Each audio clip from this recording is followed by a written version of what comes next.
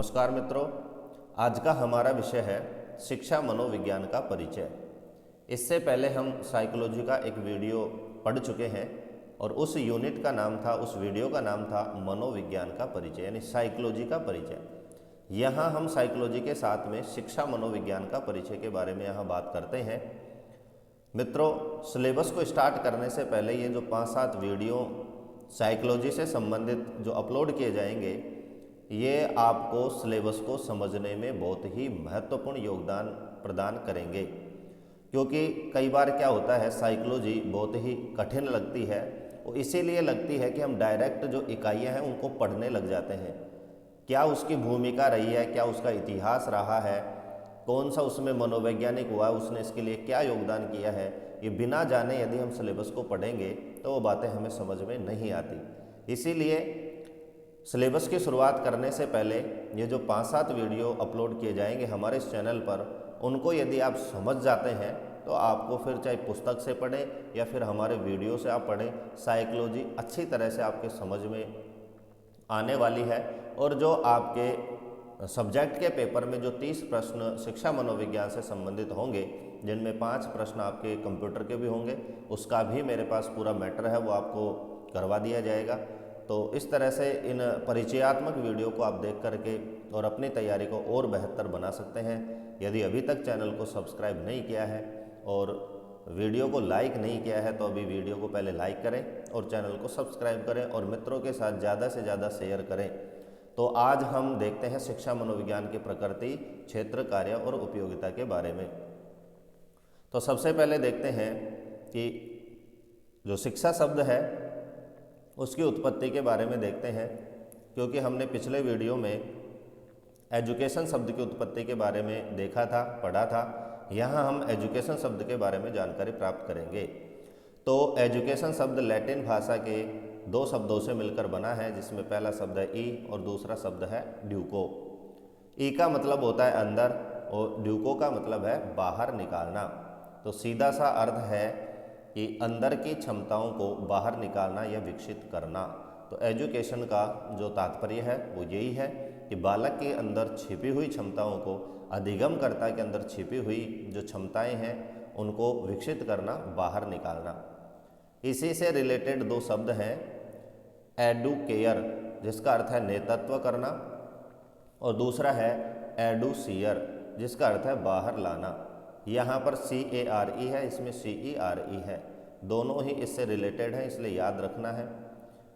अब हम बात करते हैं शिक्षा मनोविज्ञान के बारे में। तो शिक्षा मनोविज्ञान एक व्यवहारात्मक मनोविज्ञान है। तो मित्रों, बहुत ही महत्वपूर्ण बिंदु हैं सारे के सारे। और आप देखेंगे किसी भी राज्य का, चाहे वो टेट हो, चाहे 3rd ग्रेड का एग्ज़ाम हो, चाहे 2nd ग्रेड हो, चाहे फिर आपकी होने वाली ये जो 1st ग्रेड है, उसमें ये जो परिचयात्मक जो वीडियो होंगे, इनमें से 3 या 4 या कहीं बार तो 5 प्रश्न भी आपको पूछे जा सकते हैं और आप मानते हैं कि ये सिलेबस से बाहर थे।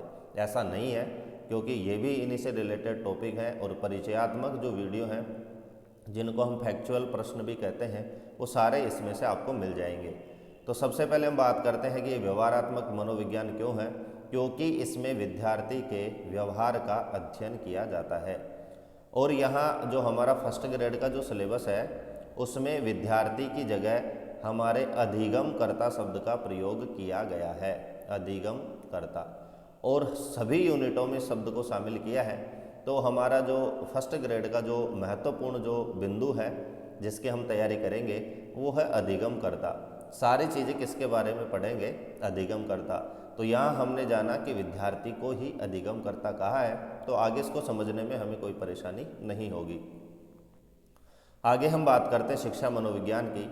जो थॉर्नडाइक है, जो प्रसिद्ध शैक्षिक मनोवैज्ञानिक हुए हैं 20वीं शताब्दी में, इनको प्रथम शैक्षिक मनोविज्ञान कहा गया है। यानी कोई पूछे कि प्रथम शैक्षिक मनोविज्ञान के रूप में किसे माना गया है, तो हमारा जवाब होगा थॉर्नडाइक। थॉर्नडाइक ने सीखने के उपयोगितावाद का प्रतिपादन किया, जिसे हम संबंधवाद भी कहते हैं। ये भी महत्वपूर्ण है कि उपयोगितावाद का जो प्रतिपादन है वो किसने किया, तो थॉर्नडाइक ने। और पूछे कि संबंधवाद का प्रतिपादन किसने किया, तो भी हमारा जवाब होगा थॉर्नडाइक। दोनों एक दूसरे के ही पर्यायवाची यानी इसी को दो नाम दिए गए हैं, तो इसको हमें याद रखना है।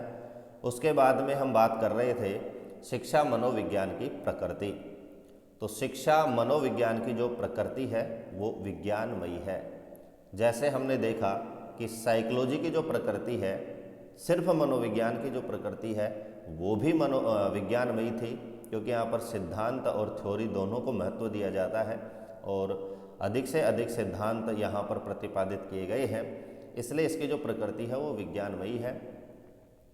शिक्षा में मनोवैज्ञानिक प्रकृति का सूत्रपात प्रकृतिवादी विचारक रूसो, जिनका जन्म 1712 में और मृत्यु 1778 में हुई थी, उन्होंने किया। तो जो मनोविज्ञान को शिक्षा में लाने का जो श्रेय जाता है, सीधा सीधा हम समझे कि मनोविज्ञान को शिक्षा के क्षेत्र में लाने का जो श्रेय जाता है वो प्रकृति विचारक रूसो को जाता है। इन्होंने एक किताब लिखी है जिसका नाम है एमाइल, और इन्होंने उस पुस्तक में एक लाइन लिखी है, एक परिभाषा लिखी है कि बालक एक पुस्तक के समान है, जैसे प्रत्येक शिक्षक को आद्योपांत यानी शुरू से और अंत तक पढ़ना चाहिए। तो प्रत्येक शिक्षक को बालक को एक पुस्तक समझकर उसका जो इतिहास है उसको वहाँ से प्रारंभ करके और अंत तक उसे अध्ययन करना चाहिए, पढ़ना चाहिए। तो ये थे रूसो के बारे में। उसके बारे में हम बात करते हैं एजुकेशनल साइकोलॉजी के क्षेत्र के बारे में। तो इसका अत्यंत विस्तृत क्षेत्र है। जैसे हमने देखा मनोविज्ञान का क्षेत्र बहुत ही विस्तृत है, उसी तरह से इसका भी, लेकिन कुछ प्रमुख क्षेत्र हैं जो परीक्षा की दृष्टि से महत्वपूर्ण है, उनको यहाँ हम पढ़ेंगे। तो सबसे जो महत्वपूर्ण क्षेत्र है वो है विद्यार्थी यानी अधिगमकर्ता, जिसकी हम अभी बात कर रहे थे। व्यक्तिगत भिन्नता, जन्मजात योग्यताएं, क्षमताएं, आंतरिक और बाह्य, चेतन और अचेतन, व्यवहार, वृद्धि, विकास आदि का अध्ययन। तो सभी जो पॉइंट है इनको हम डिटेल से आगे भी पढ़ेंगे, लेकिन यहाँ भी समझ लीजिए कि शैक्षिक जो मनोविज्ञान है उसके अंतर्गत हम अध्ययन करते हैं विद्यार्थी के व्यक्तिगत भिन्नताओं की, जन्मजात योग्यताओं को विकसित करना और उनको जानना, क्या क्या उसमें क्षमताएं हैं, ये ज्ञान भी हमें साइकोलॉजी देती है, उसके माध्यम से हम पता कर सकते हैं। आंतरिक, बाह्य, चेतन और अचेतन, ये सारी जो चीज़ें हैं, उनकी जो शक्तियां हैं, उनकी जो क्षमताएं हैं, बालक का क्या व्यवहार है, उसमें किस तरह से वृद्धि और विकास हो रहा है, आदि सभी का जो अध्ययन है उसको करने में हमें जो साइकोलॉजी बहुत ही महत्वपूर्ण सहायता प्रदान करती है, योगदान देती है। दूसरा इसका जो क्षेत्र है वो है अध्यापक। तो शिक्षक को कर्तव्य से परिचित करवाता है, यानी जो शिक्षा मनोविज्ञान है, यदि उसका अध्ययन अध्यापक करता है तो उसके क्या कर्तव्य हैं ये अच्छी तरह से उसे समझ में आ जाते हैं और अपने कर्तव्य को अच्छी तरह से वो निभा सकता है। तीसरा इसका क्षेत्र है पाठ्यक्रम, छात्रों के स्तर और रुचि के अनुसार, यानी शिक्षा मनोविज्ञान हमें ये बताती है कि जो हमारा जो पाठ्यक्रम है वो बालक की रुचि और स्तर के अनुसार होना चाहिए, क्योंकि शिक्षा मनोविज्ञान का केंद्र बिंदु है छात्र। तो यहाँ जो कुछ भी होता है उसमें जो महत्वपूर्ण स्थान दिया जाता है वो छात्र को दिया जाता है। तो हमारा जो पाठ्यक्रम है वो भी छात्रों के स्तर और रुचि के अनुसार होना चाहिए। इस चीज़ की जो जानकारी है वो भी हमें साइकोलॉजी यानी शिक्षा मनोविज्ञान अच्छी तरह से करवाता है। उसके बाद में चौथा जो इसका क्षेत्र है वो है अधिगम अनुभव, यानी विद्यार्थी के विकास स्तर के अनुसार सीखने संबंधी अनुभवों का प्रयोग करके अधिगम करवाना। यानी हर शिक्षक को चाहिए कि जो सीखने संबंधी जो अनुभव हैं और जो विद्यार्थी का जो विकास स्तर है कि उसका जो विकास है कौन से स्तर का है, इन सभी अनुभवों का प्रयोग करके ही अधिगम करवाना चाहिए। और इसकी जानकारी, इस चीज़ की जो हमें जानकारी है वो भी कौन प्रदान करती है, वो भी हमें शैक्षिक मनोविज्ञान यानी शिक्षा मनोविज्ञान ही प्रदत्त करती है। अगला इसका क्षेत्र है अधिगम प्रक्रिया। जो सीखने की जो प्रक्रिया है, प्रोसेस है, उसी को हम अधिगम प्रक्रिया कहते हैं। इसमें विभिन्न नियमों का अध्ययन किया जाता है। स्मृति, विस्मृति, प्रत्यक्षीकरण, समस्या समाधान, प्रशिक्षण, स्थानांतरण आदि आते हैं। तो अधिगम प्रक्रिया के अंतर्गत जो क्षेत्र है ये सभी हम डिटेल से आगे जो हमारा सिलेबस होगा, इसीलिए मैंने कहा ये परिचयात्मक वीडियो है। तो यहीं से आपको परिचय हो जाएगा कि क्या क्या हमें पढ़ना है और ये कौन से क्षेत्र से संबंध रखता है। तो ये जो सारी चीज़ें हैं वो अधिगम प्रक्रिया से संबंध रखती हैं। स्मृति यानी याद करना, विस्मृति यानी भूलना, विभिन्न जो नियम है, प्रत्यक्षीकरण, किसी चीज़ को साक्षात देखना, समस्याओं का समाधान करना, प्रशिक्षण, स्थानांतरण यानी एक जगह से सीखी हुई चीज़ का दूसरे क्षेत्र में प्रयोग करना, इसे हम स्थानांतरण कहते हैं। सकारात्मक, नकारात्मक, ये सब हम वहाँ आगे पढ़ेंगे। उसके बाद में हम शिक्षा मनोविज्ञान के कार्यों की बात करते हैं। तो शिक्षा के उपयुक्त क्षेत्र में आने वाली बाधाओं को दूर करने में ये सहायक है, जो इसका महत्वपूर्ण कार्य है। उचित मार्गदर्शन यानी दोनों, यानी छात्र का भी और शिक्षक का भी उचित मार्गदर्शन करने में बहुत ही महत्वपूर्ण योगदान निभाती है। पाठ्यक्रम आदि के चयन में सहायक यानी शिक्षा मनोविज्ञान अभी हमने पढ़ा, छात्र की रुचि और स्तर के अनुसार पाठ्यक्रम चयन में भी मदद करती है। अच्छा वातावरण स्थापित करना यानी कक्षा का, विद्यालय का और घर का छात्र के अनुसार कैसा वातावरण होना चाहिए, कैसा माहौल होना चाहिए, इसको स्थापित करने में भी एजुकेशनल साइकोलॉजी बहुत ही महत्वपूर्ण भूमिका निभाती है। और स्तर के अनुसार शिक्षा में सहयोग आदि, ये सारे के सारे कार्य शिक्षा मनोविज्ञान के हैं। अब हम देखते हैं अधिगम संबंधी कार्य यानी सीखने संबंधी कार्य क्या होते हैं। तो विद्यार्थी को स्वयं की योग्यता जानने में सहायक, यानी विद्यार्थी यदि शिक्षा मनोविज्ञान का अध्ययन अच्छी तरह से कर लेता है और यदि शिक्षक उसको इस शिक्षा मनोविज्ञान के बारे में जानकारी प्रदान करता है, तो विद्यार्थी स्वयं ही अपनी योग्यताओं को जान सकता है कि उसमें कौन से स्तर की योग्यताएं हैं और वो किस क्षेत्र में अपने आप को सिद्ध कर सकता है। अभिप्रेरित करने यानी मोटिवेट करने में भी ये बहुत महत्वपूर्ण भूमिका निभाती है। रुचि जागृत करने, यानी कोई बच्चा है और उसकी पढ़ाई में रुचि नहीं है, तो उसको किस तरह से उसमें रुचि जागृत की जाए, यदि ये जानना है तो हमें साइकोलॉजी का अध्ययन करना पड़ेगा। मूल्यांकन करने में, यानी किस तरह का कौन से स्तर पर क्या मूल्यांकन होना चाहिए, इसमें भी ये सहायक होती है। समायोजन करने, व्यवहार परिमार्जन यानी व्यवहार को सुधारने में और समस्त पक्षों यानी शारीरिक, मानसिक, संवेगात्मक और सामाजिक के विकास में सहायक। साइकोलॉजी के माध्यम से हम अधिगमकर्ता के शारीरिक, मानसिक, संवेगात्मक और सामाजिक विकास को सुनिश्चित कर सकते हैं, उसमें योगदान दे सकते हैं। तो ये थे अधिगम संबंधी कार्य। आप इन सब का स्क्रीनशॉट लेकर के अपनी नोटबुक में इनको नोट्स के रूप में तैयार कर सकते हैं। अब हम बात करते हैं कि कक्षा में इसकी क्या उपयोगिता है।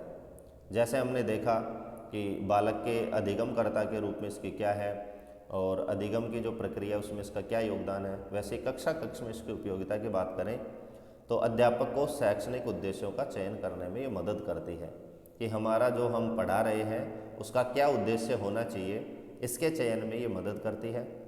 आसान और उपयोगी अधिगम करवाने में, यानी बहुत ही सरल और बालकों के लिए उपयोगी अधिगम करवाने में भी ये मदद करती है।